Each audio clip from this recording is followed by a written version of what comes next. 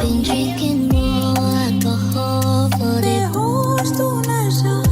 Did you check on me? Now did you look for me? I want baby horse to nasa.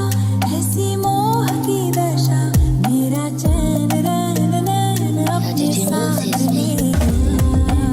আজকের ব্লগটা থাকছে mainly চাঁদ রাত নিয়ে। তো ঘুম থেকে সকাল সকাল উঠে গিয়েছিলাম, আর ওঠার পরই আম্মু আমার বেডশিটটা চেঞ্জ করে দিচ্ছিল, যেহেতু কালকে ঈদ, বেডশিট তো চেঞ্জ করা লাগবেই। আর আমি এমনিতেও উইকে একবার আমার বেডশিটটা চেঞ্জ করে থাকি, তো এখানে আম্মু আমাকে চেঞ্জ করে দিচ্ছিল। আর উইকে একবার বেডশিট চেঞ্জ না করলে আমার ব্যাপারটা একদমই ভালো লাগে না। আর যেহেতু ব্লগটা চাঁদ রাত নিয়ে, তো চাঁদ রাতে সারাদিন কি কি করা হয়েছিল সবকিছুই কিন্তু আপনাদের সাথে শেয়ার করব। আশা করি ব্লগটা আপনাদের কাছে ভালো লাগবে। তো এদিকে আমার বেডশিটটা চেঞ্জ করা শেষ, আর এটা হচ্ছে আমার বেডের ফাইনাল লুক। আর বেডশিট চেঞ্জ করলে আমার রুমটা আমার কাছে দেখতে অনেক বেশি ভালো লাগে। আর ঘুম থেকে উঠে ফ্রেশ হওয়ার পরই আমার মেন কাজ হচ্ছে চুলটাকে সুন্দরভাবে আঁচড়িয়ে দেন একটা কাঁটার সাহায্যে বেঁধে নেওয়া। এই কাজটা না করলে আমার একদমই ভালো লাগে না। চুল এলোমেলো থাকলে আমার জিনিসটা একদমই পছন্দ হয় না, তাই আমি চুলটাকে আগে ঠিকঠাক করে নিই। তো এইদিকে আমি আমাদের কোরবানির যে গরু ছাগলগুলো কেনা হয়েছিল সেগুলো একটু দেখতে এসেছিলাম। আর আমরা মেনলি দুইটা গরু কিনেছিলাম আর একটা ছাগল কিনেছিলাম। আর এবারে ছাগলটা আমার অনেক বেশি পছন্দ হয়েছে। আর একটা ইন্টারেস্টিং জিনিস হলো, এই ছাগলের নাম নাকি টুনি। ছাগলের মালিক নাকি ছাগলের নাম টুনি রেখেছিল, যে ব্যাপারটা আমার কাছে অনেক বেশি ভালো লেগেছে। আর দুইটা গরুর মধ্যে এই যে গরুটা দেখতে পাচ্ছেন, এই গরুটা অনেক বেশি রাগী ছিল, কিন্তু ওই পাশের যে গরুটা, ওই গরুটা অনেক বেশি শান্ত ছিল। আর আমার কাছে এই গরুটাই বেশি ভালো লেগেছিল।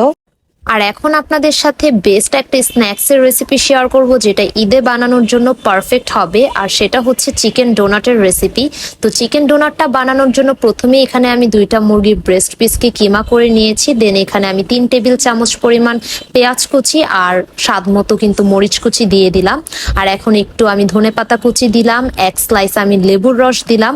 আর এখানে স্বাদ মতো লবণ দিয়ে দিলাম, 1 চা চামচ পরিমাণ মরিচের গুঁড়া, 1 চা চামচ পরিমাণ ধনে গুঁড়া, 1 চা চামচ পরিমাণ জিরা গুঁড়া, আর 1 চা চামচ পরিমাণ গরম মশলার গুঁড়া দিয়ে এখানে 1/2 চা চামচ পরিমাণ আমি আদা বাটা দিয়ে দিয়েছি।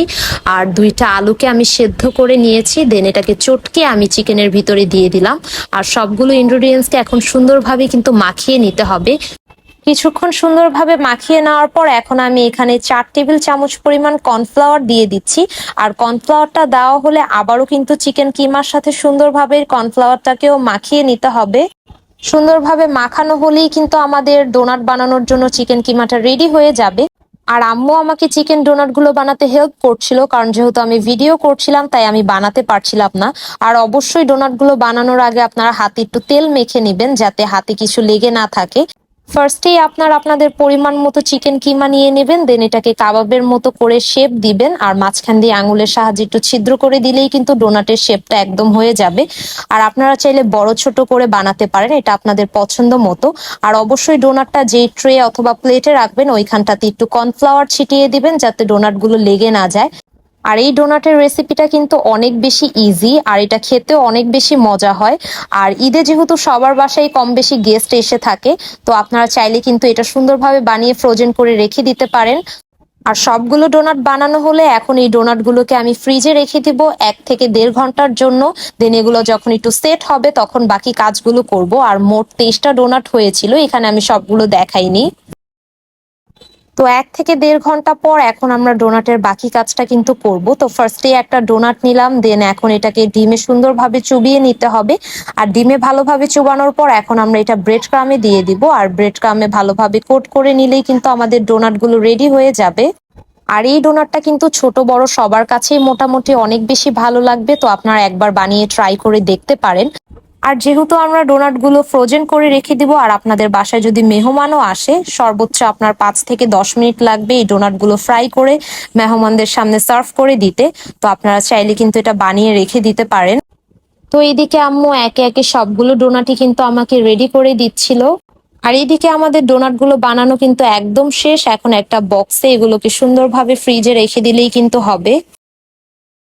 আর দুপুর দিকে শাওয়ার টাওয়ার নিয়ে আমি লাঞ্চটাও কমপ্লিট করে নিয়েছিলাম। এখন আমি একটু রেডি হচ্ছিলাম, কারণ আমি যাব আমার বোনের বাসায় মেহেদি দিতে। তো একটু জাস্ট ফেসে আমি পাউডার অ্যাপ্লাই করেছিলাম, দেন একটু ব্লাশ লাগালাম, আর এখন একটু মাস্কারা দিব। আমি সবসময় কিন্তু এভাবেই রেডি হয়ে থাকি। আমার ৩-৪টা প্রোডাক্ট দিয়ে একদম আমার রেডি হওয়া শেষ হয়ে যায়। সর্বোচ্চ ৪টা প্রোডাক্ট আমি ইউজ করি নরমালি রেডি হতে। আর পারফিউম তো মাস্ট। তো এখানে আমি জারার একটা পারফিউম ইউজ করছি। এটা আব্বু মালদ্বীপ থেকে আমার জন্য এনেছিল। আর এই পারফিউমের স্মেলটা আমার অনেক বেশি পছন্দ। আর যেহেতু মেহেদি দিতে যাব, তাই ভাবলাম একটু সবুজের মধ্যে একটা ড্রেস পরি, তাই আমি এই ড্রেসটাই পরেছিলাম। আর এখন আমি রিক্সায় উঠে পড়েছি, আর এখন আমি আমার বোনের বাসায় যাচ্ছিলাম। আর আমার বোনের বাসায় রিক্সা দিয়ে যেতে মাত্র 5 মিনিট লাগে। আর আজকে আমি একাই যাচ্ছিলাম। সাধারণত আম্মু আব্বুর সাথে আমার যাওয়া হয়। আর বোনের শ্বশুর বাড়িতে ঢুকতে না ঢুকতেই দেখলাম ওদের গরুটা বাঁধা আছে, আর তাই ভাবলাম গরুর একটু ভিডিও করি।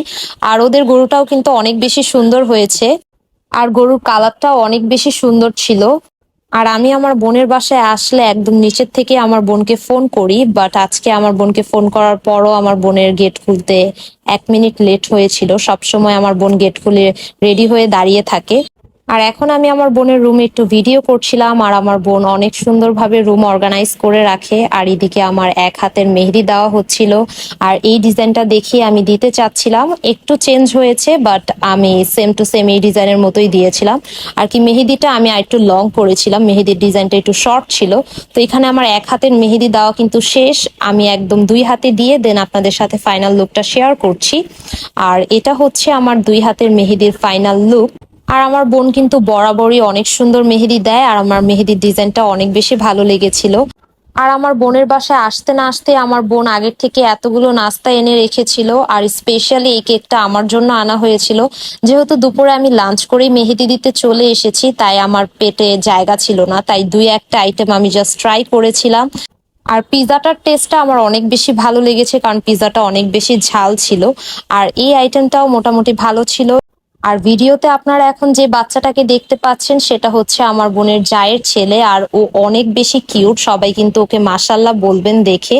আর ও অনেক একটা সুইট বাচ্চা। আমি আমার বোনের শ্বশুর বাড়িতে গেলেই ওর সাথে কিছুক্ষণ বসে থাকি, আমার ওকে অনেক বেশি ভালো লাগে। আর এখন আমরা একটু গরুর হাটে এসেছিলাম। আমি প্রায় 7 বছর পর গরুর হাট দেখতে আসলাম। প্রত্যেকবারই মনে হয় যে গিয়ে ঘুরে আসবো, বাট কোনো না কোনো ভাবে যাওয়া হয় না। আর কোরবানির ঈদে হাটে আসলে কিন্তু ঈদে একটা ফিল হয়, যে জিনিসটা আমার অনেক বেশি ভালো লাগে। আর কোরবানির ঈদে কিন্তু মেইনলি ছেলেরাই বেশি মজা করে থাকে, আর মেয়েরা কিন্তু রোজার ঈদে মজাটা বেশি করে। তো আজকের ব্লগটি কিন্তু এ পর্যন্তই ছিল। আশা করি ব্লগটি আপনাদের কাছে ভালো লাগবে। আল্লাহ হাফেজ সবাইকে।